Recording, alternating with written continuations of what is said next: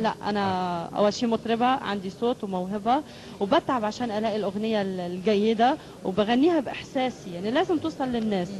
بقى قررت انه اوصل للناس بصوتي قبل شكلي. جميل. وده على فكره يا ريت الكل يتبع ده بالظبط. عشان بالنهايه هو اللي ده حيستمر. اللي بيشوف، اللي بيسمع بعينيه خلاص ما بتستمر، حيمل، مش حيكمل يشوف دايما، حيغير المحطة. بقى المفروض انه احنا مطربات وبنغني. نوال، في كم من الايميلز اللي جات لنا، انا يعني لما جمعتهم لقيت ان انا اللي هقولهم في ايميل واحد، بيقولوا ازاي نوال بتحافظ على رشاقتها بالشكل ده. يعني هي جسم بنوته صغيره، مش جسم واحده عندها 3 منهم 2 توأم، وما بتتغيرش ومحافظه على اللوك بتاعها وجسمها وشكلها وكل حاجه. ده ازاي بيحصل؟ انت رياضيه ولا ايه الحكايه؟ انا بعمل سبور كتير طبعا، بس ما باكلش كتير يعني. ما بتاكليش؟ لا ما باكلش كتير، وخاصه بالليل ما باكلش كتير. طب السبور بيتضمن كمان السبور للصوت، التدريبات الصوتيه؟ بعمل فوكاليز طبعا، بعمل فوكاليز، بس سبور كمان كويس لكل حاجه في الجسم، حتى الصوت. في ايميل على فكره من نانسي واينس، وهم طالبين ان احنا ما نترجمش عشان ما نلخبط، احنا مضطرين نترجم وما تخافوش. هم بيقولوا لك نوال يور ذا بيست، وانه الالبوم بتاعك اثبت كده الجديد. وفي 3 اسئله. في الاول بيقولوا لك واتس يور ريل نيم؟ نوال الزغبي. نوال الزغبي. واتس يور فيفورت كولر؟ لونك المفضل؟ الزهري بينك، اللي هو الروز.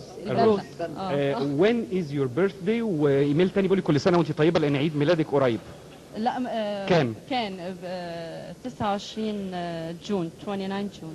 سرطان، انت برج السرطان. فيكي ايه من مواصفات برج السرطان؟ فيها حاجات كتيره انت برج السرطان؟ لا انا جوزاء. لا بس بنتي سرطان، فعشان كده مهتمه اعرف على فكره. بس احنا مستعدين كلنا نبقى برج السرطان. هقول لكم حاجه عن البرج.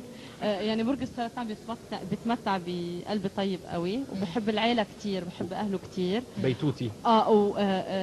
متقلب يعني. متقلب بس حاجه كويسه يعني. بخاف على شغله يا دكتور. هو الحقيقه الدكتور قال انك هو على فكره قبل ما تيجي دكتور قال انك ما تعبتيهوش ولا حاجه في البروفات خالص. ده انا تلميذه شاطره وهاديه، بس دقيقه في شغلك. عشان حصل معانا حاجه. اتغير شكلي كليا عشان بخاف على شغلي. والحفله لايف ما اقدرش اوقف واعيد الاغنيه. شيء جميل. يعني حسيت في اغنيه، يعني الدكتور كان بتغاضى النظر عن حاجات، وبقول له يا دكتور، بيقول لي استني هعملها، والله هعملها. وانا مستعجله عايزه يعني يكون شغلي بيرفكت من اول مره. طبعا ما نقدرش يكون من اول مره، مش ممكن. بقى احس انه انا وشي بقى اتغير. قال لي انت برج ايه؟ قلت له ليه؟ قال لي لا عايز اعرف. قلت له السرطان. قال لي كده. قلت له ليه؟ عشان قال لي من 5 دقايق كنت هايله تجنني، دلوقتي في ايه؟ انا عشان هو الجميل ان كل ده من الحب، في ان طبعا تطلعي في احسن صوره. اكيد. بس انت لازم تنبسط يا دكتور. ريلاكس خالص. وبعد كده بصيت قلت لها ايه، ما تيجي نعيد اغنيه عينيك كدابين اللي هي سبب الانقلاب. جينا نعيدها، فبرضه راحت زعلانه ومتضايقه وبتاع.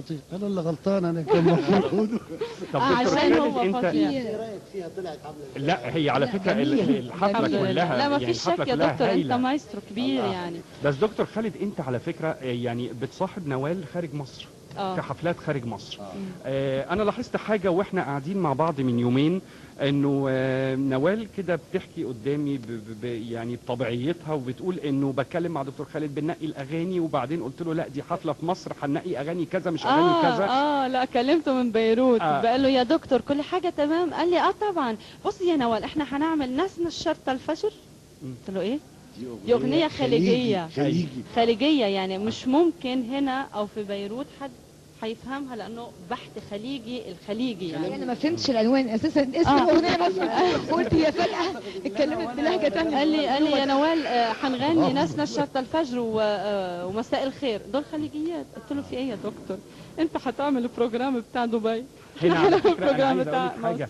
هو هنا الحقيقه احنا طبعا برغم ان احنا كلنا وطن عربي واحد واحنا بنتذوق جدا الاغنيه الخليجيه طبعا اكيد، انما هنا ذكاء الفنان يا دكتور، وانه ازاي يختار اللي ممكن يتفاعل الجمهور والحضور معاه اكتر.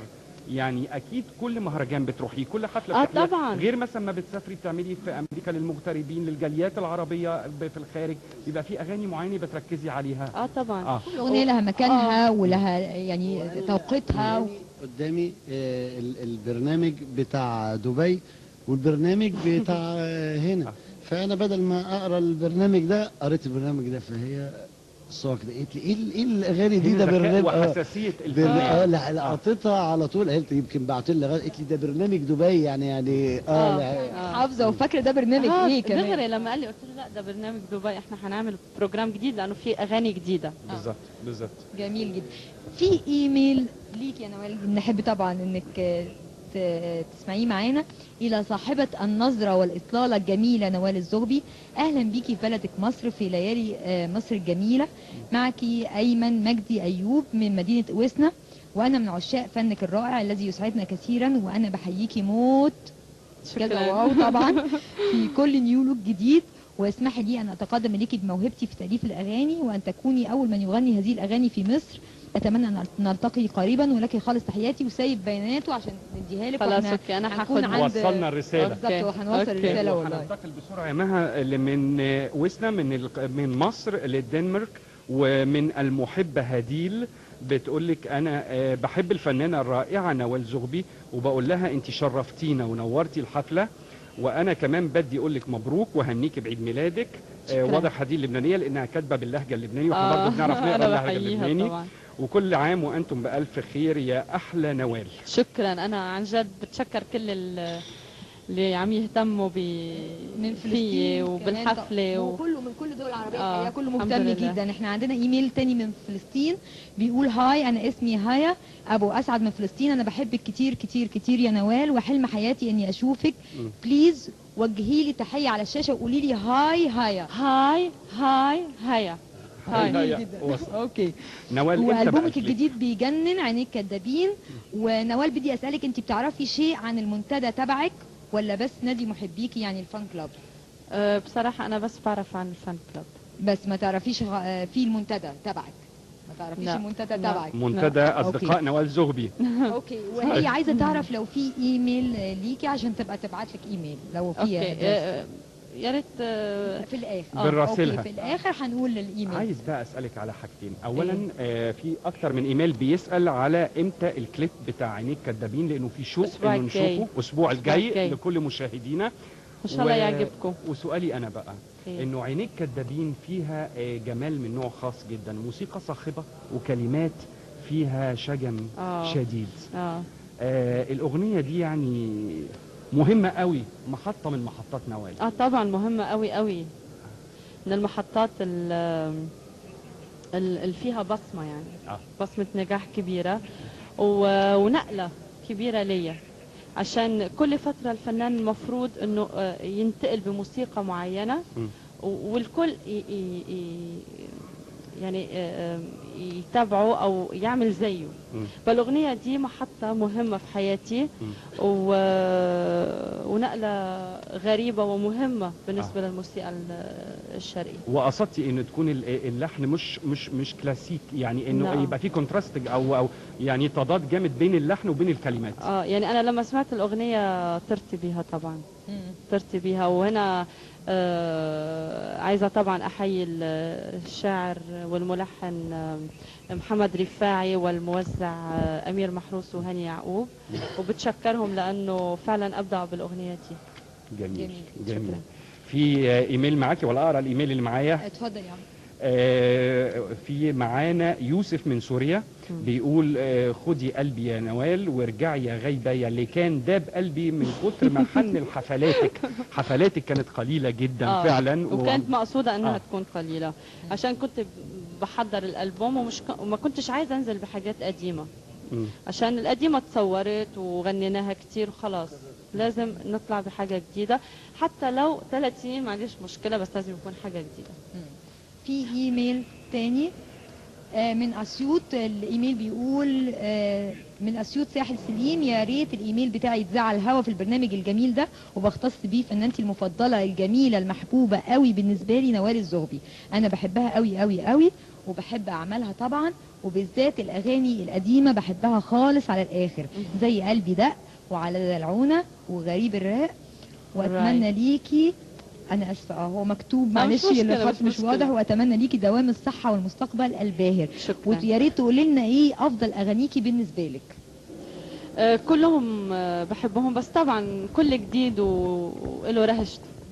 فانت البيبي الجديد هو دلوقتي هو الاهتمام ليه. هو الاهتمام ليه. في على فكره كمان فاكس طالب غنى لايف، يعني بيقولوا ان احنا مش بنشبع من نوال ومن غناها، وبيقولوا ان اغنيه الساعات جميله قوي، وعايزين نوال تسمعنا مقطع منها لو ممكن لايف كده. طبعا هسمعهم، بحبها قوي الاغنيه دي. اوكي. كتير هتجمعنا الساعات يا حبيبي، خلاص هترتاح الآهات يا حبيبي، معاك لقيت عمر اللي فات يا حبيبي، داريت هواك طول السنين يا حبيبي، لقيت معذبني الحنين يا حبيبي، يا ريت أعيش وياك يومين يا حبيبي. الله جميل يا نور، جميل. احنا عندنا حفلة هنا تانية، الجمهور هنا لسه معانا. ايه رأيكم يا شباب؟ انتوا قاعدين بقالكم ساعتين منتظرين البرنامج. انتوا هنا؟ احنا هنا قاعدين. نوال من اشهر اغانيكي طبعا الدويتو مع وائل كفوري. امتى بتفكري انك تعملي دويتو؟ ما بفكرش اعمل ولا ديو. خلاص تاني. خلاص. اقول لك ليه. قولي لي ليه. عشان يمكن كان انجح ديو في جيلي. الديو من حبيبي انا. دي بصراحه. ايوه. ومش ممكن اعمل احسن من كده. ليه كمان صراحه انك ممكن تعملي احسن من كده؟ عشان الجيو لازم يكون له اهتمام معين. وعشان نجح كده كان ناس بيقولوا ماسكين الموضوع ده ودايرينه. ايوه. كان استاذ سيمو اسمر، كان هو بيختار الاغاني، وهو اختارني واختار وائل عشان يكون سوا، وكان بيختار الحفلات وكل حاجه. يعني انا لما حاجه عشان اعمل جيو مش هعمله مع حد اجنبي، لازم اعمله مع حد شرقي من العربي يعني. ولازم يكون في حد يمسك الموضوع ده عشان اتنين يغنوا سوا، لازم يكونوا لابقين على بعض بالصوت. طب لو قلنا بقى اللي لابقين على بعض، مين اللي بتتخيلي لو حصل ولقيتي كلمات هايله وحد يمسك الموضوع كويس زي ما انت عايزه، مين الصوت اللي بيلبق لك؟ والله كلنا نتمنى لو شفت علي. لا طبعا كلهم هايلين، بس انا ما اقدرش يعني لازم يكون حد هو اللي بيشوف من بره، بيشوفني يعني. بصراحه ده الشغل الصح. يعني ما اقدرش انا اقول والله عايز اعمل ديو مع الدكتور. ما تقدريش تقولي لا انا صوتي ممكن يتوافق مع لازم حد يجي وهو اللي يختار الديو. مؤسسه فنيه. ده حصل في وائل كفوري. عشان كده كان نجاحه فظيع. عشان كده كان ناجح. طبعا. انا قمت وقفت له لانه سؤال مهم جدا وجاي فيه كميه ايميلز كتيره جدا. انه بيقولوا انه نوال زغبي لها كل مقومات النجمه السينمائيه. الاحساس، التعبير، العينين المعبره جدا، ولغه السينما عيون، كل شيء. ليه نوال ما بتفكرش في انها تخوض تجربه التمثيل السينمائي حتى لو فيلم استعراضي او فيلم ميوزيكال؟ يعني حاجه بسيطه قوي. عشان انا ممثله فاشله. جربتي؟ في الحياه بجرب، مش بقدر امثل على حد. وتاني حاجه انتوا عندكم ممثلات هايلين، عايزين تجيبوني ليه امثل بجد؟ يعني انا مرضاش مثلا حد ما يكونش عنده موهبة الغناء ويغني. زي هم كمان مش هيرضوا حد يجي يمثل وما بيمثلش صح. وانا بصراحة ما اعرفش امثل. دي من الاخر ده شيء جميل.